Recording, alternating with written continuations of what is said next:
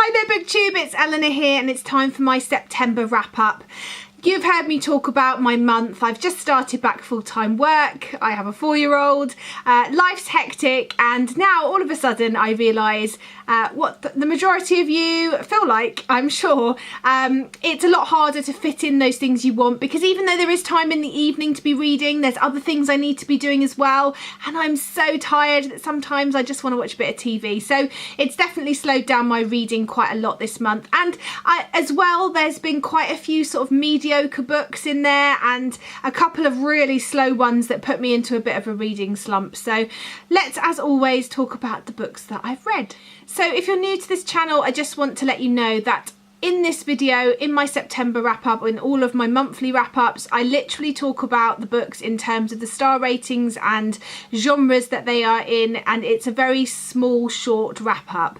If you want to know my thoughts and reviews on the books, then look at my weekly videos, which will be coming back. I know that I've been a bit sporadic with them recently, but they will be coming back on a more regular basis. So just keep your eyes peeled, because I do try to talk about most of the books that I read.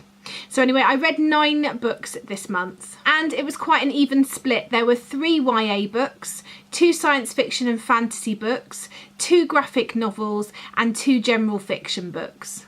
There was 1 2-star, 3 3-stars, 4 4-stars, and 1 5-star this month, which is great. I'm so pleased that I had a 5-star in there.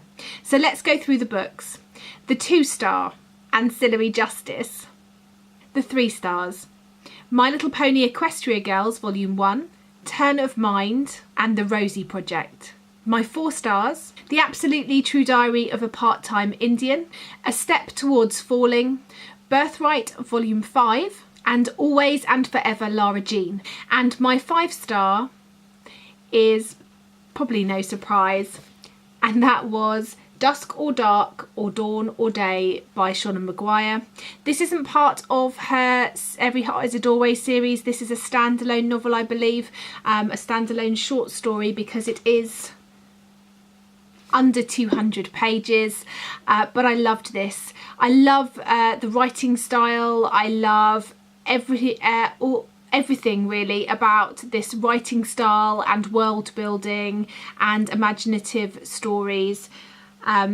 It's wonderful, and I just can't wait to read everything that Seanan McGuire has written, and I will continue to be reading everything I can get my hands on. I'm currently desperate to read Seanan McGuire's latest in the Every Heart is a Doorway series, so fingers crossed I manage to get hold of that one soon. If you want to know more about this, I will link up here a video where I talk about this in more detail, but it was well worth a read, and in my opinion very close to being as wonderful as the Every Heart a Doorway books, and definitely deserving of 5 stars. So that's my super quick wrap up. It was a much slower month for me, but I'm still pleased that I carried on reading, and I'm having a very open month next month. I don't think I'm going to do a TBR, because I'll be doing Bookbusters starting today, so get on it if you want to take part. But I'll be running the Bookbusters readathon this week, and the last week of and the last week of October I will be doing Mercedes from Mercy's Bookish Musings readathon, and so for the 2 weeks in between I'm just going to allow myself to carry on reading my autism reads, and to just continue reading anything that I really want off my shelf, because I think at the moment that's the way to go to keep my reading going. So yeah, watch this space to find out what I've been reading, and I'll try and wrap them up for you more regularly. Anyway, that's it from me, and let me know in the comments down below if you had any 5-star reads this month. Bye for now, BookTube.